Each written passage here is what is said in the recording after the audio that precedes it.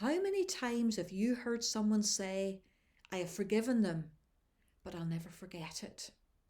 Maybe that's something you've said yourself after somebody has wronged you or really hurt you. Christians know that we are supposed to forgive people who wrong us, but are we supposed to forget what they've done too?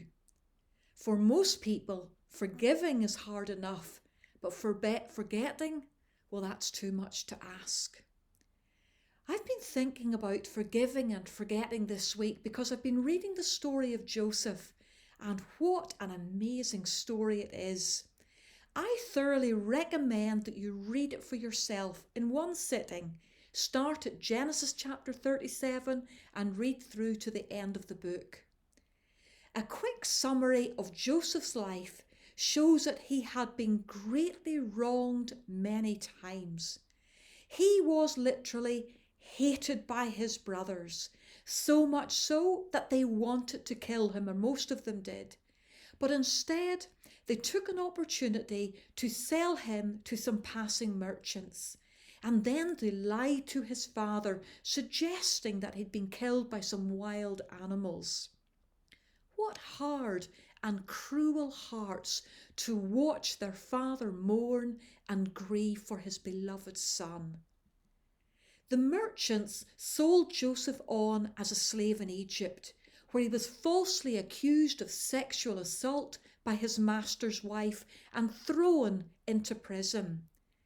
A released fellow prisoner who could have had him released then forgot all about him, and Joseph had to languish in prison for 2 whole years.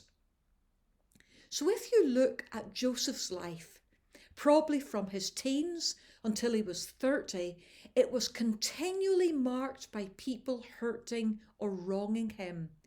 He wasn't perfect, of course. As a young man, well, I think he was a bit unwise. He was definitely spoilt by his father, but that was no excuse for what his brothers did to him. But then there was a dramatic change in Joseph's life.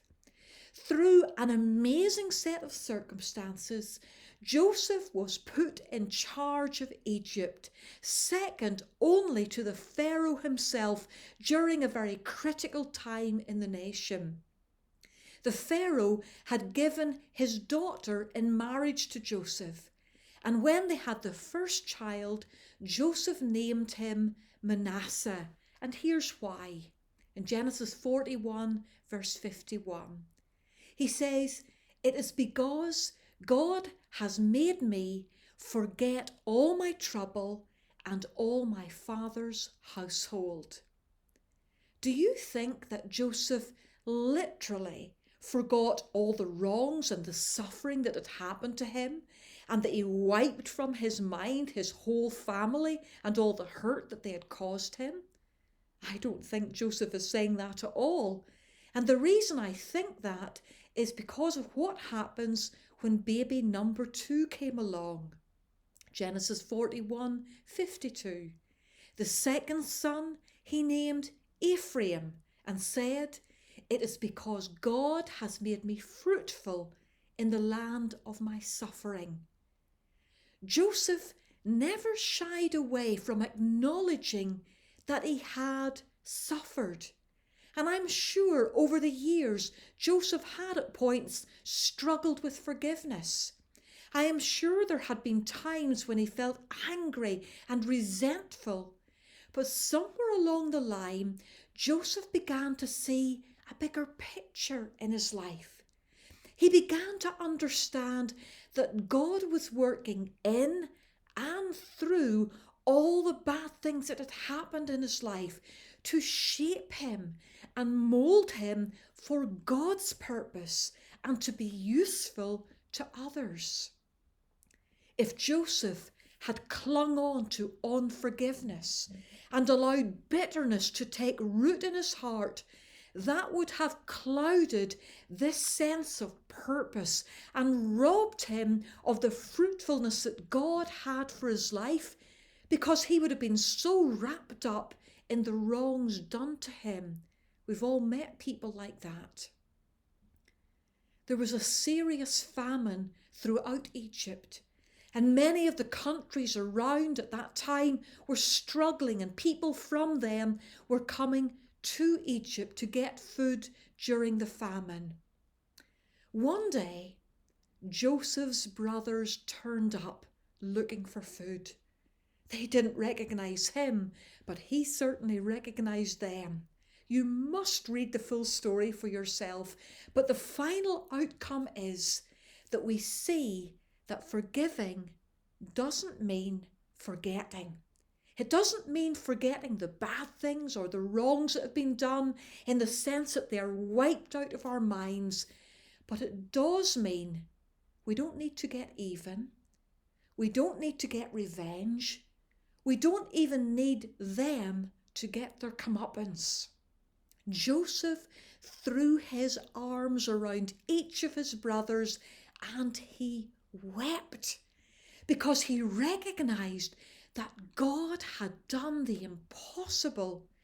God had taken all the wrongs that were done against him, and God had done something even greater. He had used it all to save the lives of dying people. You can't read this story and not think about Jesus. Was anyone more wronged than the sinless Son of God when he came into this world? He came to his own people, but they didn't receive him. He was mocked. He was scorned. He was nailed to a criminal's cross. But there were no angry, vengeful, spiteful words. Do we not hear what he said on the cross? Father, forgive them, for they don't know what they're doing. Jesus also saw the bigger picture of God's purpose in all that he suffered. He knew that although men were doing their worst when they condemned him to death on the cross, the Father was doing his best. God was using the suffering, the death of his Son to bring to completion the eternal plan to save countless people who were dying in their sins.